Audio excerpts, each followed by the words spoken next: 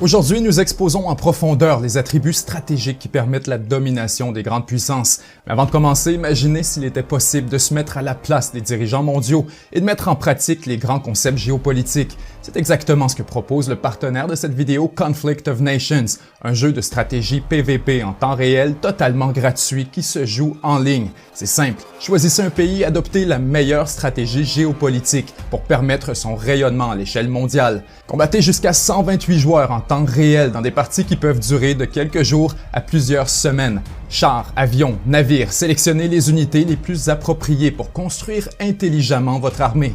Déclarez la guerre à vos voisins ou formez des alliances avec d'autres joueurs. Ce que j'aime bien dans Conflict of Nations, c'est que vous êtes libre de choisir votre propre stratégie. Engagez-vous dans des batailles épiques et partez à la conquête du monde depuis votre ordinateur ou même votre téléphone portable, puisque vous pouvez jouer avec le même compte sur ces deux supports. Cliquez sur le lien dans la description pour obtenir un cadeau exclusif de 13 000 pièces d'or et un mois d'abonnement premium gratuit. Cette offre est disponible uniquement pendant 30 jours, donc faites vite et lancez-vous dans l'aventure.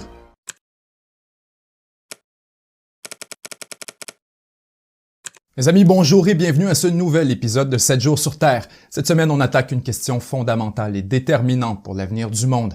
Avec le début de la guerre en Ukraine, la montée de la Chine et le déclin de l'influence américaine, est-ce possible qu'on assiste en fait au début d'un nouvel ordre mondial? La question en vaut la peine. Depuis des années, des observateurs prédisent la chute de l'Empire américain et la montée de la Chine comme nouvelle puissance hégémonique. Pour certains, c'est presque inévitable, il serait futile d'y résister. Pour d'autres, les choses ne sont pas si simples et la partie entre les grandes puissances est loin d'être terminée. Donc qu'en est-il vraiment?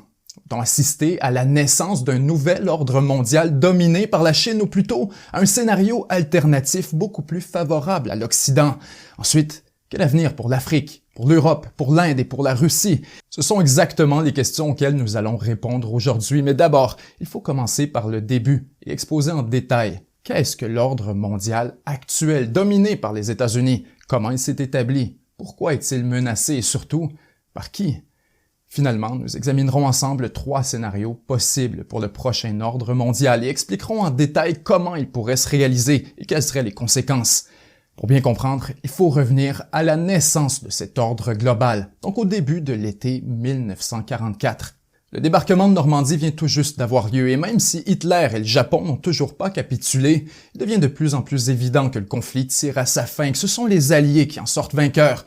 Le problème, c'est qu'après avoir subi des pertes humaines et matérielles absolument catastrophiques durant la guerre, l'Europe est alors complètement dévastée et le niveau d'endettement est astronomique. Les gouvernements sont ruinés, les armées sont presque complètement détruites, les dommages à l'infrastructure sont immenses